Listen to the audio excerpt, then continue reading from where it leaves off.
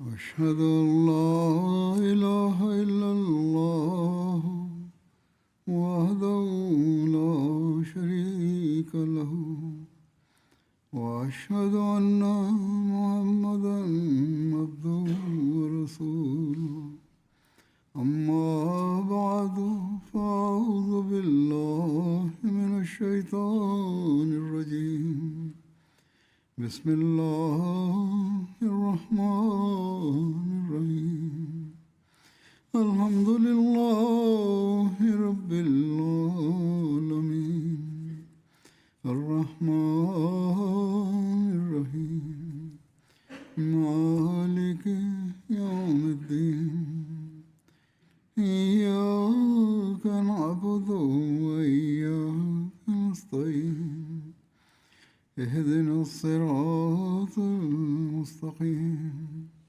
صراط الذين أنعمت عليهم غير المغضوب عليهم ولا الضالين.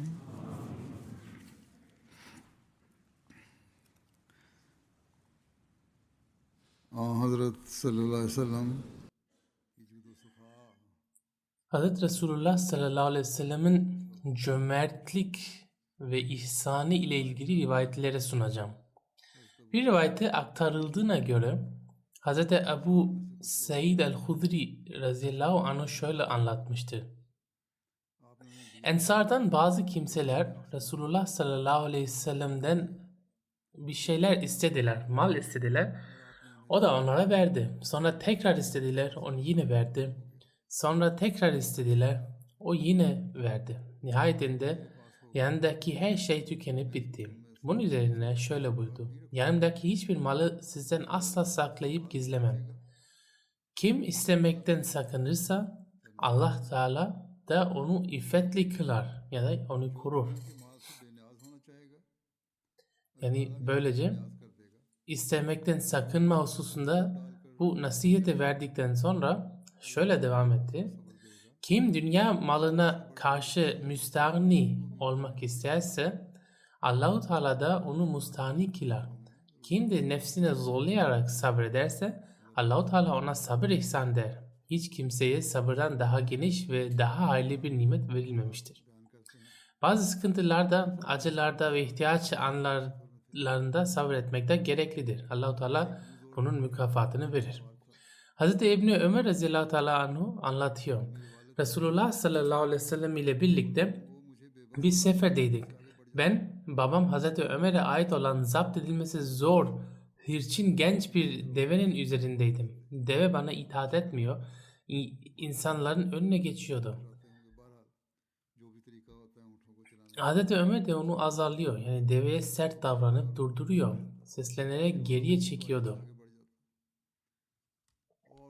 Belki vuruyor, belki de korkutuyor da her halükarda develere sürme yöntemi neyse ona göre bağırıyor ve deve geride kalıyordu. Sonra o deve yine insanların bineklerinin önüne geçiyor. Özellikle Hz. Resulullah sallallahu aleyhi ve sellem bineğin önüne geçiyor. Hz. Ömer radıyallahu anh da Peygamber sallallahu aleyhi ve sellem'in önüne hiçbir binek veya binici geçmesin diye gösterdiği saygıdan ötürü onu azarlayıp geri çekiyordu. Hz. Ömer herhangi bir bineğin Peygamber sallallahu aleyhi ve sellem'in bineğin önüne geçmesine tahammül edemiyordu. Nebi sallallahu aleyhi ve sellem bu durumu görünce Hazreti Ömer'e bu deveyi bedeli karşılığında bana satar mısın buyurdu. Hazreti Ömer ey Allah'ın Resulü zaten sizindir dedi. Resulullah sallallahu aleyhi ve sellem onu bana sat buyurdu. Bunun üzerine deveyi Resulullah sallallahu aleyhi ve selleme sattı. Daha sonra Peygamber sallallahu aleyhi ve sellem ey Abdullah bin Ömer bu deve artık senindir. Onlar ne istersin yap buyurdu. Hediye vermenin de çok muazzam, acayip bir üslubudur bu.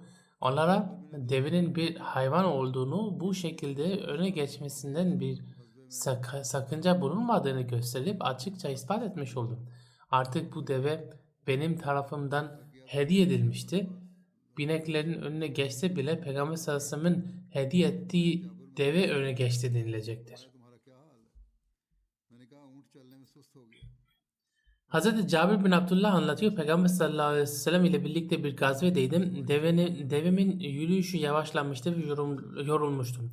O yorulduğu esnada Peygamber sallallahu aleyhi ve sellem yanıma geldi ve Cabir buyurdu. Buyur ey Allah'ın Resulü emrindeyim dedim. Hali nedir diye sordu. Ben de devem yürümekte yavaşladı ve yoruldu. Bu yüzden geride kaldım dedim. Bunun üzerine Efendimiz sallallahu aleyhi ve sellem bineğinden indi ve deve değneğiyle dürtüp çekmeye başladı. Sonra bin buyurdu. Ben de bindim. Bir de baktım ki deve öyle hızlandı ki Resulullah sallallahu aleyhi ve sellem bile onun önüne geçmeye başladı deve yani. Bu yüzden onu durdurmak zorunda kaldım. Sonra Peygamber sallallahu aleyhi ve sellem bana evlendin mi diye sordu. Evet dedim. Bunun üzerine buyurdu ki bak evine ulaşmak üzeresin. Vardığında akıllıca ve temkinli davran. Evde güzel geçim olmalı. Sonra bu deveni bana satar mısın buyurdu. Evet dedim ve onu bir ukiye gümüş karşılığında benden satın aldı. Resulullah sallallahu aleyhi ve sellem benden önce Medine'ye ulaştı. Ben ise ertesi sabah vardım. Mescide geldiğimizde onu mescidin kapısında buldum. Şimdi mi vardın buyurdu. Evet dedim. Deveni bırak mescide girip iki namaz kıl buyurdu. İçeri girip namaz kıldım. Hazreti Bilal radıyallahu anhu'ya ona bir ukiye gümüş tartıp ver buyurdu. Hazreti Bilal tartı bana verdi ve tartıda teraziye eğdi. Yani hakkımda biraz fazla verdi. Sonra arkamı dönüp giderken Peygamber sallallahu aleyhi ve sellem Cabir'i bana geri çağırın buyurdu. İçimden şimdi devemi bana iade edecek. Bana onu satın almasından sonra geri vermesinden daha sevimsiz bir şey olamaz dedim. Şöyle buyurdu. Devini al, onun bedeli de senindir. Diğer bir rivayette Hazreti Cabir şöyle anlatır. Bundan sonra bir Yahudinin yanından geçtim ve ona bu hadiseyi bütünüyle anlattığımda hayretler içinde kalarak hem parayı iade etti hem de deveye sana mı verdi dedi. Ben de evet aynen öyle bir bereket lütfedildi ki ben de evet aynen öyle oldu dedim. Anlatıldığına göre Peygamber sallallahu aleyhi ve sellem tarafından verilen bu hediyeye öyle bir bereket lütfedildi ki o deve peygamberlik dönemi, Hazreti Ebubekir dönemi ve Hazreti Ömer zamanına kadar hayatta kaldı. Efendimiz sallallahu aleyhi ve sellem'in örnek ahlakının, terbiyesinin ve kutsi gücünün etkisi tüm sahabenin üzerindeydi. Hz. Hatice radıyallahu anha üzerinde de bu etki vardı ve bu yüzden hiçbir darlık korkusu taşımadan tüm malını ona teslim etmişti. Nitekim şöyle rivayet edilir. Hz. Resulullah sallallahu aleyhi ve sellem Hz. Hatice'nin yanına geldi. Biraz düşünceliydi. Hz. Hatice ona ne olduğunu sordu. Efendimiz kıtlık zamanıdır. Eğer malı harcarsam senin malın tükenecek diye senden haya ediyorum. Eğer harcamazsam da Allah'tan korkuyorum buyurdu. Bunun üzerine Hazreti Hatice aralarında Hazreti Ebubekir Sıddık'ın de bulunduğu Küreşlileri çağırdı. Hazreti Ebubekir şöyle anlatır. Hatice dinarları çıkardı ve öyle bir yığdı ki malın çokluğundan karşımda kimin oturduğunu göremiyordum. Sonra Hazreti Hatice şahit olun bu malın tamamı Peygamber Efendimiz'indir. Dilerse harcar, dilerse yanında tutar dedi. Efendimizin endişesini gidermek için müşteri olun harcayın diyerek malını verdi. Hazreti Ömer bin Hattab radıyallahu teala'dan rivayet edildiğine göre bir adam Resulullah sallallahu aleyhi ve sellemin huzuruna gelip ondan bir şey istedi. Peygamber sallallahu aleyhi ve sellem şu an yanımda bir şey yok. Sen benim adıma ihtiyacın olan şeyleri satın al. Elime bir şey geçtiğinde onun bedelini öderim buyurdu. Bunun üzerine Hazreti Ömer ey Allah'ın Resulü siz ona daha önce verdiniz. Gücünüzün yetmediği şeyden Allah Teala size sorumlu tutmamıştır dedi. Peygamber Efendimiz sallallahu aleyhi ve sellem Hazreti Ömer'in bu sözünden hoşnut kalmadı. Bunun üzerine Ensardan bizzat ey Allah'ın Resulü siz harcayın. Arşın sahibinin size fakir bırakmasından korkmayın dedi. Bu ensari zatın sözü üzerine Resulullah sallallahu aleyhi ve sellem tebessüm etti ve sevinci yüzünden okunmaya başladı. Sonra ben bununla emrolundum buyurdu. Hazreti Ebu Hureyre derdi ki Ehl-i Suffe Müslümanların misafirleriydi. Ne gidip barınacak evleri, barkları vardı, ne de yanına sığınacak kimseleri. Efendimiz'e bir sadaka geldiğinde onu onlara gönderir, kendisi ondan hiçbir şey almazdı. Zaten sadaka kabul etmezdi. Çünkü sadaka ona haramdı ve diğer fakirler içindi. Kendisine bir hediye geldiğinde ise Ehl-i Suffe'ye çağırır, gelen hediyeden kendisi de alır ve onlara da paylaştırırdı. Cömertlik ve ihsanın yanı sıra şefkat, empati ve terbiyenin de ne yüce ölçüleri vardı onda. Bu hususta bir rivayette Hz. Ebu Hureyre şöyle anlatır. Bir defasında bir bedevi gelip Peygamber Efendimiz'den bir ihtiyacı için talepte bulundu. Ravi İkrime bu kişinin bir diyet hususunda yardım istemek için geldiğini düşündüğünü söyler. Resulullah sallallahu aleyhi ve sellem ona bir şeyler ihsan etti. Sonra sana iyi davrandım mı buyurdu. Bedevi hayır bana iyi davranmadın dedi. Bazı Müslümanlar öfkelenerek adamın üzerine yürümek, onu yakalamak istediler. Fakat Resulullah sallallahu aleyhi ve sellem bir işaretle onları durdurdu. Sonra Peygamber Efendimiz kalkıp evine teşrif etti. O bedeviye de eve çağırdı ve ona şöyle buyurdu. Bizi geldin, bizden istedin, biz de sana verdik. Sonra o söylediklerini söyledin. Ne dediğinin farkında mısın? Benim adil davranmadığımı söyledin. Sonra Resulullah sallallahu aleyhi ve sellem evinden ona daha fazla ihsanda bulundu ve şimdi sana iyi davrandı mı buyurdu. Bedevi evet Allahu Teala senin ailene ve kabilene en hayırlı şekilde mükafatlandırsın dedi. Bunun üzerine Peygamber sallallahu aleyhi ve sellem ona şöyle buyurdu. Bizi geldin ve istedin. Biz de verdik. Fakat sen içinden gelen şeye ulu orta söyleyiverdin, düşünmeden konuştun. Ve bu sözünden ötürü ashabımın kalbinde sana karşı bir öfke uyandı. Şimdi dışarı çıktığında benim yanımda söylediğin bu memnuniyeti onların önünde de dile getirir misin? Onların önünde de dile getir ki sinelerindeki öfke geçsin. Yani şimdi adil davrandığını kabul etmiş. Ravi der ki o bedevi gelince Resulullah sallallahu aleyhi ve sellem şöyle buyurdu. Bu arkadaşınız bize geldi, bizden istedi, biz de verdik. Sonra içinden geçeni söyledi. Onu çağırdık ve daha fazlasını verdik. O da şimdi memnun olduğunu söylüyor. Öyle değil mi Bedevi? Öyle değil mi Bedevi? Evet Allah seni ailene ve kabilene hala mükafatlandırsın diye cevap verdi. Hazreti Ebu Hureyre der ki bunun üzerine Peygamber sallallahu aleyhi ve sellem şöyle buyurdu. Benimle bu bedevinin misali devesi ürküp kaçan adamın misali gibidir. İnsanlar devenin arkasından koşarlar fakat bu durum devenin daha da ürkmesine sebep olur. Bunun üzerine devenin sahibi der ki beni deve ile baş başa bırakın çünkü ben ona karşı daha yumuşak davranırım ve onu nasıl yakalayacağımı daha iyi bilirim. Siz arkasından koşarsanız o daha çok ürker. Sonra devenin sahibi ona yönelir, eline biraz ot alıp onu kendine çağırır. Nihayet deve ona yaklaşır. O da semerine vurup üzerine biner. Efendimiz sallallahu aleyhi ve sellem devenin otu görerek geleceğine yaklaşınca da semerinin vurulacağını belirtti.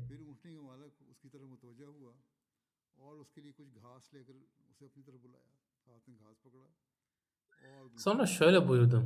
Eğer o bedevi o ağır sözleri söylediğinde siz ona sert davranın dediğinizde size uysaydım ve ona sertlik yapmanıza izin verseydim o ateşe girerdi.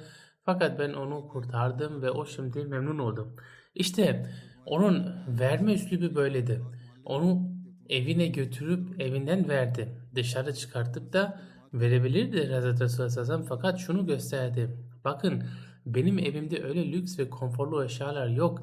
Fakat ne varsa sana veriyorum. Böylece o bedevinin gönlü de mutmain oldu. Hz. Rübey bin Muaviz bin Afra anlatıyor.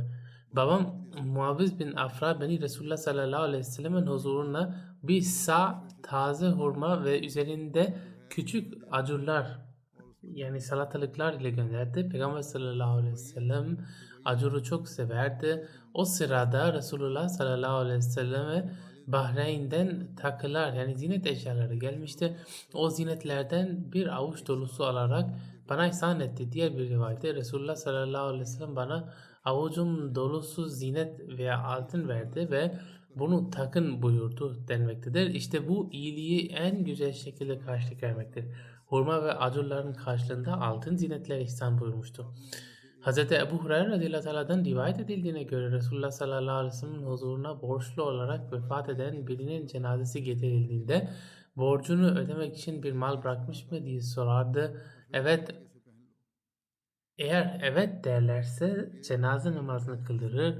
Aksi takdirde Müslümanlara arkadaşınızın namazını siz kılın buyurdu. Allah Teala ona fediler müyesser kıldığında ise şöyle buyurdu. Ben Müslümanlara kendi akrabalarından bile daha yakınım. Bu yüzden müminlerden kim vefat eder de geride borç bırakırsa onu ödemek benim üzerimdedir. Benim üzerimedir. Kim de bir mal bırakırsa o mirasçılarındandır. Borç varsa böyle diyeceğim. Fakat miras olarak mal bırakmışsa o mirasçılarındır. Hazreti Abdullah el-Havzeni anlatır. Resulullah sallallahu aleyhi ve sellemin müezzini Hazreti Bilal ile Halep denilen mevkinde karşılaştım. Ey Bilal, bana Resulullah sallallahu aleyhi ve sellemin harcamalarının nasıl olduğunu anlat dedim. Şöyle dedi. Onun yanında hiçbir şey bulunmazdı. Onun adına harcamaları ben idare ederdim. Allah Teala onu peygamber olarak gönderdiği andan ve ben ona biat ettiğimden itibaren vefatına kadar bu işleri ben yürüttüm. Bir Müslüman ona geldiğinde ve Efendimiz onun üzerinde elbise olmadığını gördüğünde bana emrederdi. Ben de gider borç alır, ona bir hırka satın alır, gidirir ve karnını doyururdum. Nihayet müşriklerden bir adamla karşılaştım. Bana, ey Bilal, benim malım boldur, borç alacağın zaman sadece benden al dedi. Ben de öyle yapmaya devam ettim. Bunun günün birinde abdest aldığını ezan okumak için kalktığında o müşriğin bir tüccar grubuyla çıka geldiğini anlatır. Beni görünce ey Habeşli dedi, buyur dedim. Bana tiksintiyle baktı ve ağır sözler söyledi. Seninle ayın bitimi arasındaki kaç gün kaldığını biliyor musun dedi. Yani borç alırken yapılan anlaşmada şu tarihte veya bir ay içinde ödeyeceğim diye belirtilen süreyi kastederek kaç gün kaldığını biliyor musun diye sormuştu. Hazreti Bilal der ki günlerin yaklaştığını bildiğimi söyledim. O ise seninle o gün arasında sadece 4 gün kaldı. Borcun ödenmesi için şart koşulan güne sadece 4 gün var.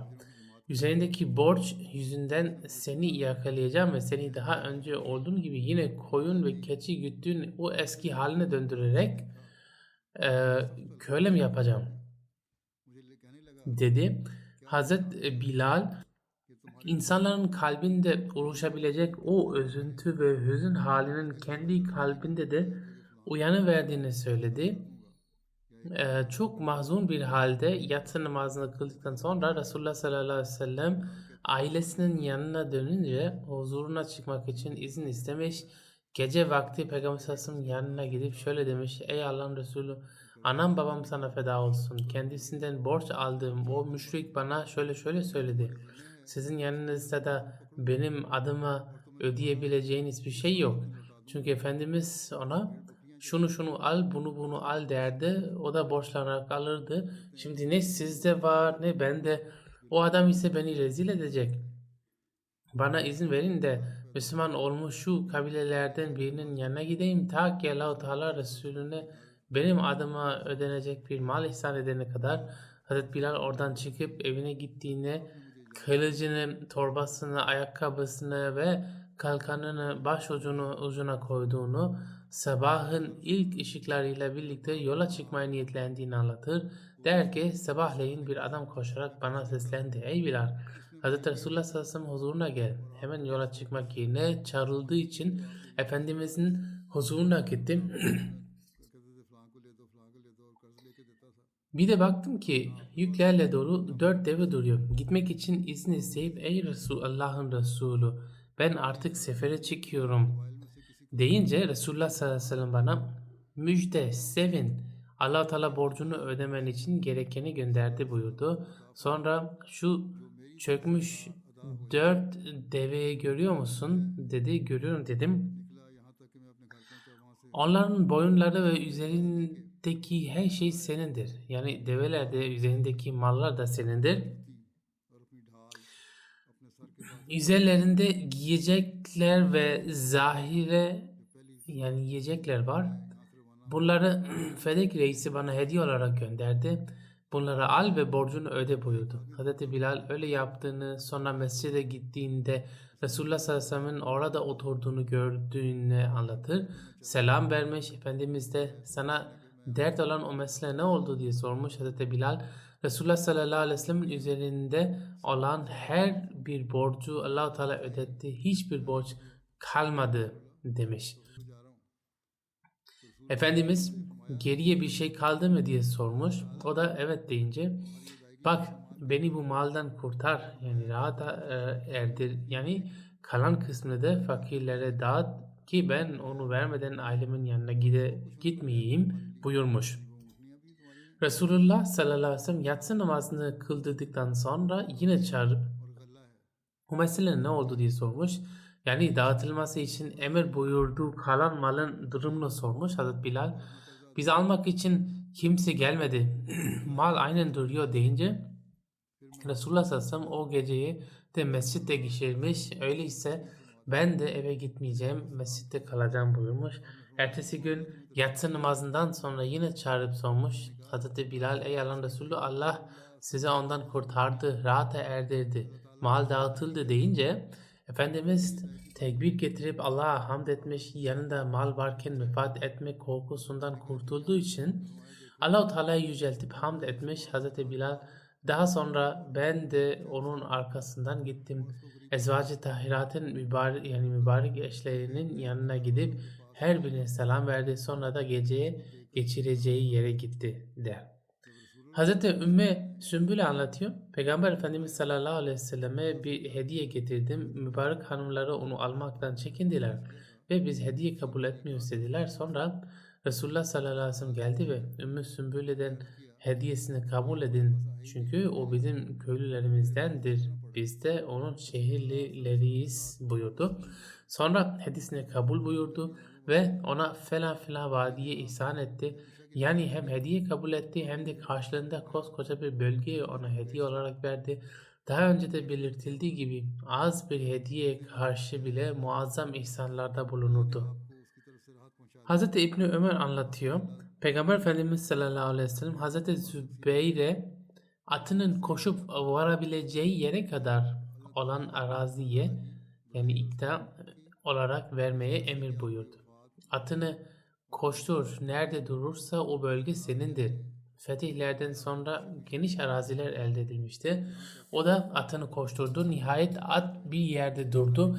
Durduğu vakit biraz daha fazlasını almak isteyerek elindeki kırbacı fırlattı. Kırbaç epey uzağa gitti. Bunun üzerine Efendimiz kırbacının ulaştığı yere kadar olan araziyi ona ver buyurdu. Yani kırbacını fırlattığı o son noktaya kadar araziyi ona lütfetti. Hazret Cübeyr bin Mutim anlatıyor. Bir defasında Resulullah sallallahu aleyhi ve sellem ile birlikte yürüyordu.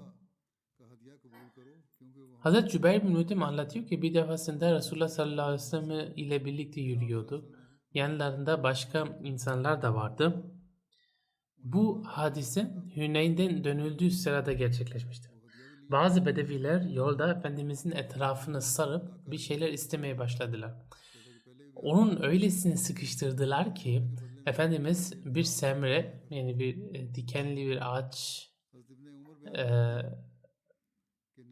na doğru çekilmek zorunda kaldı ve hırkası ağaca takıldı. Peygamber sallallahu aleyhi ve sellem orada durdu. Bazı rivayetlerde hırkası takılınca bedevilerin onu çekmeye çalıştığı ve Efendimizin boynunda iz bıraktığı da aktarılır. Şöyle buyurdum. Hırkamı bana verin. Eğer şu dikenli ağaçların sayısı kadar elimde hayvan yani mal olsaydı şüphesiz onları aranızda paylaştırırdım. Siz beni hiçbir zaman ne cimri ne yalancı ne de korkak bulurdunuz. Bu hadiseyi açıklarken Hz. Müslim şöyle yazmıştır. Mekke'nin fethi ve Hüneyn gazvesi tamamlandıktan sonra mağlup olan düşmanların cezalarından ve savaş meydanında bıraktıkları eşyalardan toplanan ganimetlerin adet olduğu üzere İslam ordusuna dağıtılması gerekiyordu. Fakat bu defa Resulullah sallallahu aleyhi ve sellem bu malları Müslümanlara dağıtmak yerine Mekke ve çevresindeki insanlara dağıttı. Bu insanların kalbinde henüz tam olarak iman yerleşmemişti. Birçoğu hala kafirdi. Müslüman olanlar ise yeni Müslüman olmuştu. Bir kavmin kendi malını başka insanlara dağıtması onlar için tamamen yepyeni bir şeydi. Bu malın dağıtılması kalplerinde iyilik ve takva uyandıracağı yerde hırslarını daha da artırdı. Hz. Resulullah sallallahu aleyhi ve sellem'in etrafında bir kalabalık oluşturup yeni taleplerle onu sıkıştırmaya başladılar. Öyle ki onu ite kaka bir ağacın yanına kadar götürdüler ve bir kişi Efendimizin omzundaki hırkasını tutup öyle bir çekti ki nefsi kesilecek gibi oldu. Efendimiz, ey insanlar, eğer yanımda başka bir şey olsaydı onu da size verirdim. Beni asla cimri ve korkak bulamazsınız buyurdu. Sonra devesinin yanına gidip onun üzerinden bir tüy kopardı. Havaya kaldırarak şöyle buyurdu. Ey insanlar! Arap kanunlarına göre devletin hakkı olan birlik yani humus kısmından başka sizin bu mallarınızdan şu tüy kadar bile benim bir ihtiyacım yoktur. O 1/5'i de ben kendi şahsıma harcamam. Yine sizin işleriniz için sarf edilir. Biliniz ki ihanet eden kimse kıyamet gününde bu ihaneti yüzünden Allah'ın huzurunda rezil olacaktır. İnsanlar Muhammed Resulullah sallallahu aleyhi ve sellem'in krallık peşinde olduğunu söylüyorlar. Krallarla halkın ilişkisi hiç böyle mi olur? Bir kralı bu şekilde itip kalkmaya, boynuna bez dolayıp nefsini kesmeye kimsenin gücü yetebilir mi? Allah'ın elçilerinden başka kim böyle bir örnek sergileyebilir? Peygamber sallallahu aleyhi ve sellem Tebuk gazvesinde güzel bir at elde etmişti ve onun sesini çok beğeniyordu. Ensardan biri, ana babam sana feda olsun. Bu atı bana ihsan eder misiniz? Dedi. Efendimiz o senindir buyurdu. Hazreti Ayşe anlatıyor.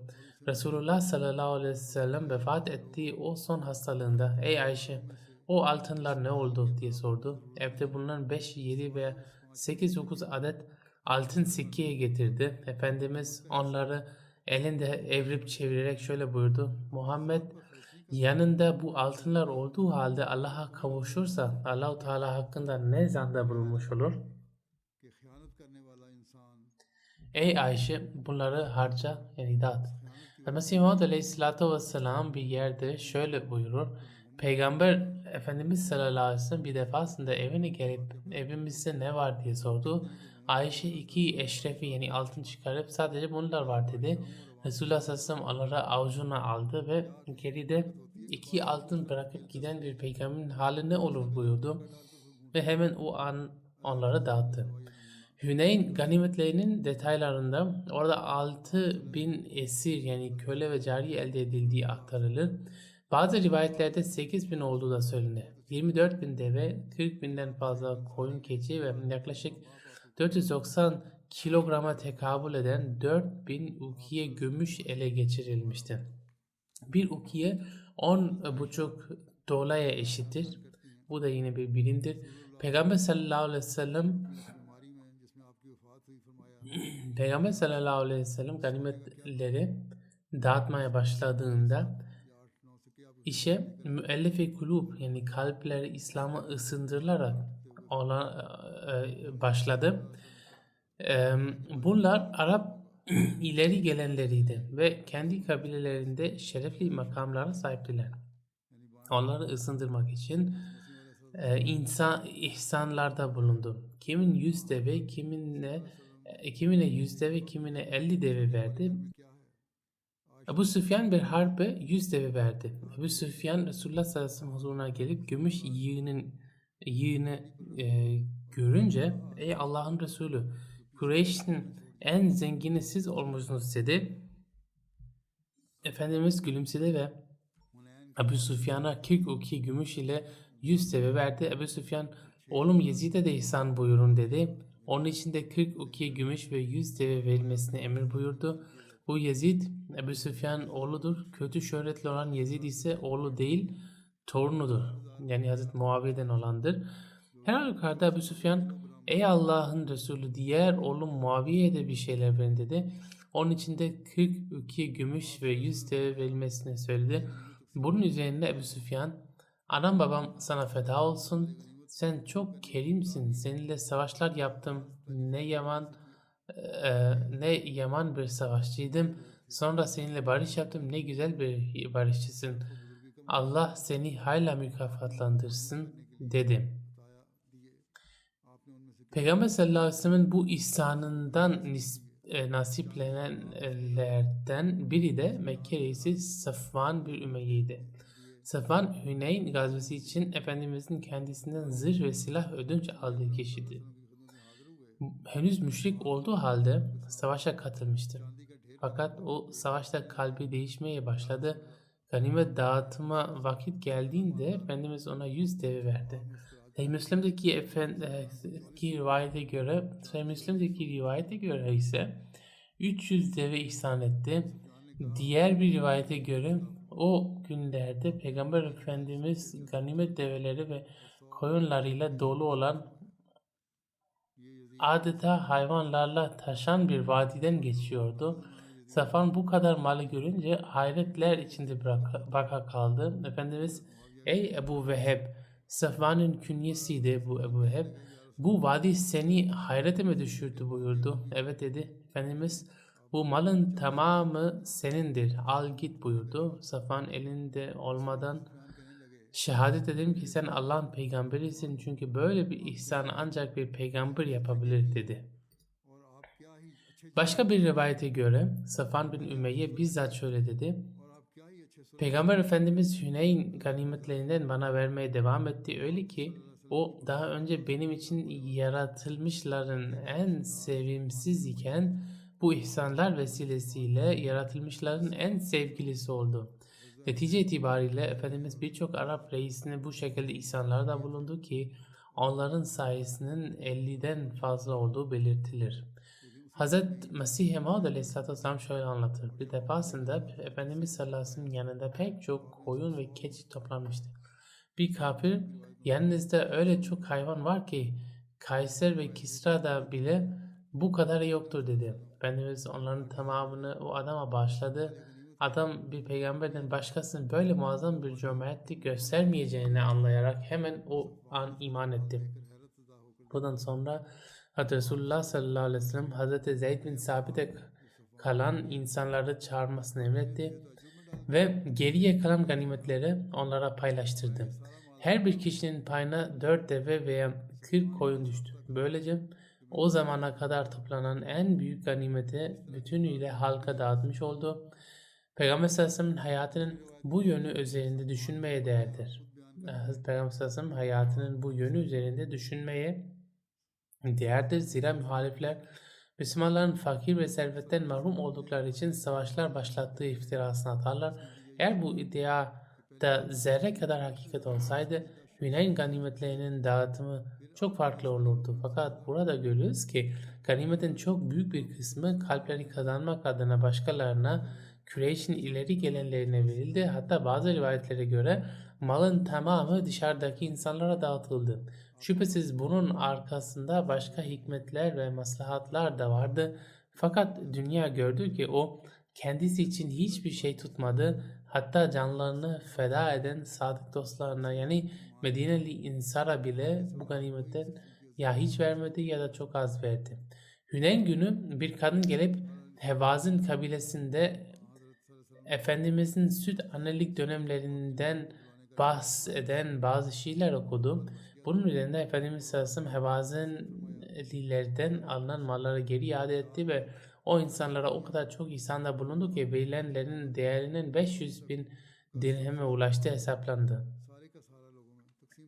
İbn Dihye bunun cömertliğin zirvesi olduğunu ve böyle bir cömertliğin asla duyulmadığını söyler. Hevaz'ın temsilcileri Müslüman olarak Resulullah sallallahu aleyhi ve selleme geldiklerinde mallarının ve esirlerinin geri verilmesini talep ettiler. Resulullah sallallahu aleyhi ve sellem ayağa kalktı ve doğru söz benim en sevdiğim şeydir. Şu iki şeyden birini seçin, ya esirlerinizi geri alın ya da mallarınızı. Ben Cirani'de sizi bekledim buyurdu. Yani gerçekten de Hazreti Resulullah sallallahu aleyhi ve sellem Taif'ten döndüğünde gelip mallarını ve esirlerini istemelerini 10 geceden fazla beklemişti. Onlar Resulullah sallallahu aleyhi ve sellem'in her ikisini birden vermeyeceğini ancak birini seçeceklerini anlayınca öyleyse biz esirlerimizi geri istiyoruz dediler. Bunun üzerine Resulullah sallallahu aleyhi ve sellem Müslümanların huzurunda ayağa kalkıp Allah'a şanına yakışır şekilde hamd ettikten sonra şöyle buyurdu. Bu kardeşleriniz bizi tövbe ederek geldiler. Ben de esirlerini onlara geri vermeye uygun gördüm. Sizden kim gönül rızasıyla esirini geri vermek isterse versin. Kim de kendi payını elinde tutmak isterse Allah'ın ileride bize lütfedeceği ilk ganimetten onun payını fazlasıyla vermek üzere o da esirini geri versin. İnsanlar ey Allah'ın Resulü sizin hatırınız için bu esirleri gönül rızasıyla hiçbir karşılık beklemeden geri veriyoruz dediler. Resulullah sallallahu aleyhi ve sellem biz sizden kimin izin verdiğini, kimin vermediğini tam olarak bilemeyiz. Siz yerlerinize dönün, reisleriniz durumunuzu bize bildirsin buyurdu. Burada çok temkinli davrandı ve reisleri vasıtasıyla gerçek rızalarını öğrenmek istedi. Reisler halkla görüştükten sonra gelip herkesin gönül rızasıyla izin verdiğini bildirdiler. Böylece Resulullah sallallahu aleyhi ve sellem hiçbir fidye almadan Hevaz'ın esirlerini serbest bıraktı. Onlar sadece serbest bırakmakla kalmadı, yeni elbiseler de giydirdi. Elbise satın almak için bir sahabiyi Mekke'ye gönderdi ve onlardan hiç kimse elbisesiz olarak memleketine dönmesin diye sıkıya tembihledi. Hazreti Enes bin Malik anlatıyor. Hüneyn günü insanlar Resulullah sallallahu aleyhi ve selleme gelip bir şeyler istemeye başladılar. O da onlara koyun, keçi ve develerinden vermeye başladı. Nihayetinde elinde hiçbir şey kalmadı. Sonra Resulullah sallallahu aleyhi ve sellem şöyle buyurdu. Siz ne istiyorsunuz? Benim cimri olmamı mı istiyorsunuz? Vallahi ben ne cimriyim, ne korkağım, ne de yalancıyım. Bu açıdan bakıldığında Efendimizin cömertliğinin ve ihsanının da yersiz ve sebepsiz olmadığını görüyoruz. Şüphe yok ki o isteyenlere verir ve asla geri çevirmezdi. Fakat bazen isteyenlere hikmetli bir uslupla engellerdi ve bunun arkasında pek çok maslahat bulunurdu. Mesela bir defasında malları dağıtırken bir kişiye atlamış ve ona hiçbir şey vermemişti. Hazreti İbni Abi Vakkas anlatır. O adam bana diğerlerinden daha sevimli geliyordu ve başkaları yerine onun almasını istiyordum. Ey Allah'ın Resulü, falanı neden bıraktınız? Vallahi ben onu mümin biliyorum dedim. Efendimiz veya Müslüman de buyurdu. Zaten ki bir süre sustum fakat o adam hakkında bildiğim güzel şeyler beni tekrar zorladı ve sözümü tekrarlayarak falanı bıraktınız. Vallahi ben de onu mümin biliyorum dedim. Efendimiz yine veya Müslüman de buyurdu. Sözümü 3. defa tekrarladığımda Resulullah sallallahu aleyhi ve sellem yine aynı cevabı verdi ve sonra şöyle buyurdu. Ey Sa'd, ben bir kişiye mal veririm. Oysa diğeri bana ondan daha sevgilidir. Sırf Allah-u Teala onu ateşe atmasın diye yani kalbine kazanmak için ona veririm. Sen doğru söylüyorsun fakat başka maslahatlar da vardır. Bu yüzden imanları biraz kuvvetlensin diye onlara veririm. Bazı insanlar hediye alarak veya dünyevi bir menfaat elde ederek imanda sabit kalırlar. Nitekim buna dair pek çok örnek zikredilmiştir. Hazreti Zeynel Abidin Seyyid Veliullah Şah bu hadisin şerhinde şöyle yazar. Mümin ve Müslüman kavramları üzerinden İmam Buhari iman ile İslam arasındaki asıl farkı ortaya koymuştur. İman batini batini durumun adıdır. İslam ise zahir ile ilgilidir. Bu yüzden Resulullah sallallahu aleyhi ve sellem bir edep öğreterek bir kimse hakkında kanaat belirtirken temkinli olunması gerektiğini göstermiştir. İç yüzü hakkıyla bilen sadece Allah-u Teala'dır. Efendimizin o an mal vermeye uygun görmediği sahabi mühlis bir muhacir olan Hazreti Cuayl bin Suraka'ydı. Hazreti Peygamber sallallahu aleyhi ve sellem onu çok severdi fakat buna rağmen Hazreti Sa'd'ın ısrarları üzerine ona bu edebi öğretti ve iman ile İslam arasındaki farkın korunması gerektiğini talim etti. Bu hadiseden anlaşılıyor ki Peygamber Efendimiz sallallahu aleyhi ve sellem zayıf karakterli veya zayıf imanlı insanların da gözetilmesini, zayıflıkları yüzünden ayaklarının kaymamasını öğretmiştir. Zayıf bir fidanın ihtiyaç duyduğu bakım ve ihtimamı büyümüş koca bir ağaç o derece istemez. Resulullah sallallahu aleyhi ve sellem insanların imanının sarsılmaması için en ufak detaylara bile dikkat etmiştir. Bazı cahil insanlar bu hususta çok yanlış bir tutum sergilerler. Ayakları kayabilecek bir insan koruyacakları yerde bizzat kendileri onu sarsılmasına sebep olurlar ve şefkat göstererek yerine o zayıf insanların imanlarına ulu orta saldırırlar. Bu bazı insanların adetidir ve böylece o kimselere daha da dışarı itmiş olurlar. Zayıf iman daha da geriler. Bu yüzden bunu hatırda tutmalıyız. Resulullah sallallahu aleyhi ve sellem bu hususta öylesine titiz davranırdı ki birinin yüzüne karşı veya başkasının yanında onun imanını aşırı övmeyi bile yasaklamıştı. Çünkü bu durum bazen övülen kişi için kibir sebebi olabileceği gibi bazen de bir nevi kıyaslama oluşturarak başkasının imanını ve tutumunu incitebilirdi. Efendimiz bu tek bir hadisede 4 ders öğretmiştir. Şah sahip yani Şah Zeynül Abidin sahip bu 4 dersi şöyle sıralar. 1. İslam ile iman arasındaki fark yani İslam dairesine girmek ve gerçek imana ermek arasındaki ayrım. Biri zahirdir, diğeri kalbidir. 2. Kelimeleri yerli yerinde kullanmak yani hangi makamda hangi sözün söyleneceğini bilmek. 3. Müellefi kulubun yani kalpleri kazanılacakların durumunu gözetmek. Kime ne şekilde fayda sağlanacağını hesap etmek. 4. Bir kimseyi düşüncesizce ve başkalarının imanını veya tutumunu zedeleyecek tarzda aşırı övmemek. Resulullah sallallahu aleyhi ve sellem'in hayatının her bir sahnesi hikmet ve islah hazinesidir. Hazreti Mesih Maud aleyhissalatü vesselam Peygamber Efendimizin yüce ahlakını anlatırken onda mükemmel düzeyde bir itidal yani denge bulunduğunu, her bir ahlakın tam yerinde ve zamanında tezahür ettiğini belirtmiştir. Onun bu yüce ahlakı içinde cömertliği de yerli yerindeydi, fedakarlığı da yerli yerindeydi, ikram da tam makamındaydı. Onun cömertlik ve ihsanına dair sayısız hadise mevcuttur. Bunlardan onun ahlakının diğer vecihlerini de görmekteyiz.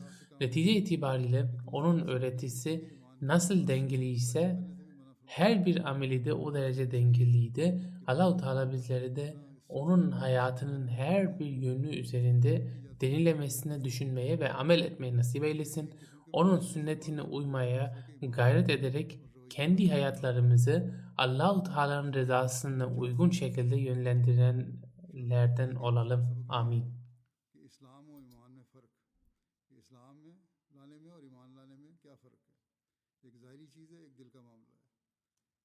Number दो ये है कि अल्फाज का बरमहल इस्तेमाल करना कि किस ना मौके पर कौन सा लफ्ज़ इस्तेमाल करना है। फिर तीसरी चीज़ ये है कि मुअल्लफ़तुल क़ुलूब का ख्याल रखना यानी तालीफ़ क़ल्ब की तरफ के हिसाब से देखना किससे किसको क्या फ़ायदा होता है, किसी की बेस सोचे समझे। फिर चौथी बात ये किसी की बेस सोचे समझे ऐसे तौर से तारीफ़ ना करना कि दूसरों के ईमान या रवैये पर हमला हो। हज़रत सल्लल्लाहु अलैहि वसल्लम की ज़िंदगी का एक एक वाक़या हिकमत और इस्लाह का ख़जाना है। हज़रत मसीह मौद अलैहिस्सलाम फरमाते हैं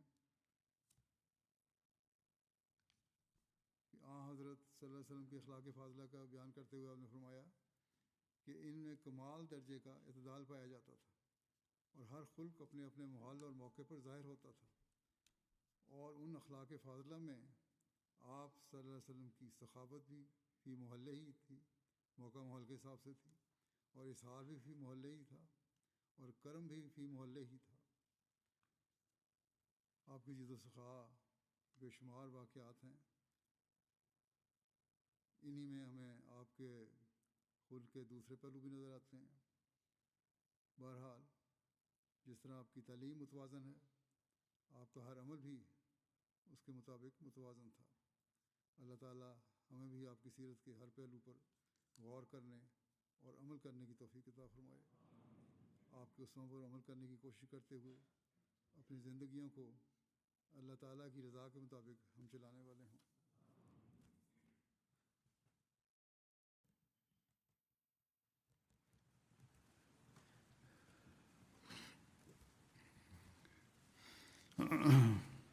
الحمد للہ نحمده ونستعینه ونستغفره ونؤمن به ونتوکل علیہ ونعوذ باللہ من شرور انفسنا ومن سیئات اعمالنا من يهده الله فلا مضل له ومن يضلل فلا هادي له ونشهد أن لا إله إلا الله ونشهد أن محمدا عبده ورسوله عباد الله رحمكم الله إن الله يأمر بالعدل والإحسان وإيتاء ذي القربى وينهى عن الفحشاء والمنكر والبغي يعظكم لعلكم تذكرون اذكروا الله يذكركم وادعوه يستجب لكم ولذكر الله أكبر